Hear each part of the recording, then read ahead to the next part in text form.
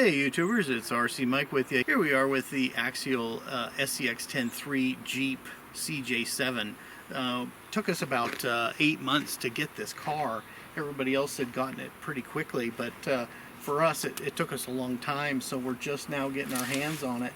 What we're going to do today is just kind of give it a quick unbox and show you exactly what's in it and how it runs right out of the box. What we're going to do with this vehicle is just kind of try to give everybody an idea as to what it takes to get something like this, you know, from the box, and how it runs completely stock to basically making it run kind of how it should. Now, we haven't ran one of these. We have SCX10iiis, but we haven't ran one of these. This truck with this body, I'm suspecting is going to be a little top heavy, but this is a trail truck, not a rock buggy or a competition rock crawler, so you can't really expect it to be perfect right out of the box as far as the most capable thing out there. And honestly, the expectation it should not be that it's going to go over every obstacle every time with a trail truck. It just they're just not really designed to be that capable. So we're going to just quickly pull this out, and so you can see that it's actually coming out of the box as is. This is the radio that it comes with. Generally these RTR radios are not super great. This one will definitely get you started until you're ready to either hook up the dig and the 2-speed. This car has the dig equipped out of the box, but I believe this is a 3-channel radio. Yeah, that's the DX3. You know, it'd have been nice if they gave you enough channels to make everything work, but anyway, it's an RTR radio and it'll get you started, but we'll probably end up replacing that. But anyway, we got the red version of the car, and this car is really nice. They did a really good job at making a scale vehicle here. You got your manual and a few tools inside there, so don't throw these cardboard pieces away. They did a pretty good job at packaging this thing to keep it from getting banged up, which is kind of nice. And then, of course, plastic inside there. We just get rid of that. But what's interesting about this car is Axial's put in a deeper cab, which is really nice when you want to go for kind of a scale look and put drivers in there and stuff. So the cab is deeper, and it's got working doors and seats, and it's a really nice improvement to some of the just Lexan bodies that we have or have gotten in the past. So the rock sliders, it's really nice. These are kind of aftermarket style fenders. That's really neat. They give you plastic beadlock wheels, which, you know, we'll use those wheels for something else. Eventually we'll put aluminum wheels on there. It just makes it look a little nicer. And for what we're going to do today, we're just going to run it absolutely box stock and see what it does and see what it doesn't do. We're really curious as to, you know, what kind of improvements, if any, have they made to make the car, you know, run better out of the box or not. And typically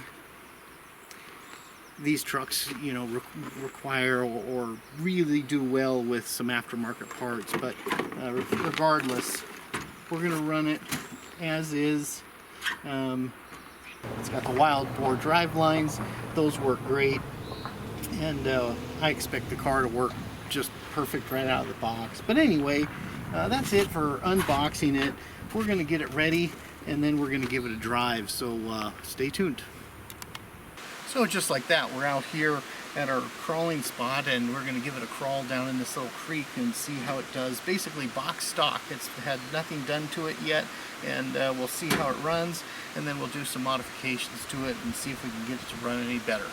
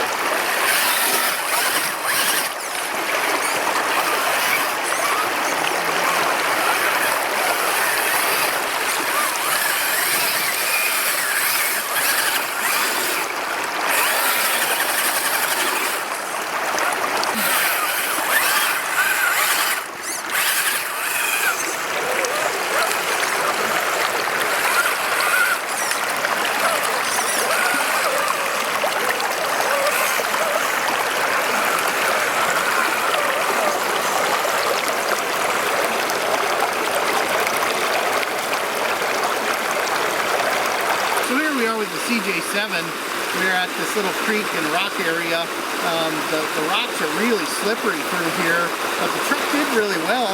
The tires, they stuck about as good as they could. It ran really well. The electronics aren't super great, but the slow speed control is not what we would want, but to get you started, it's plenty good. And honestly, out of the box, it runs really good. And the scale body looks great.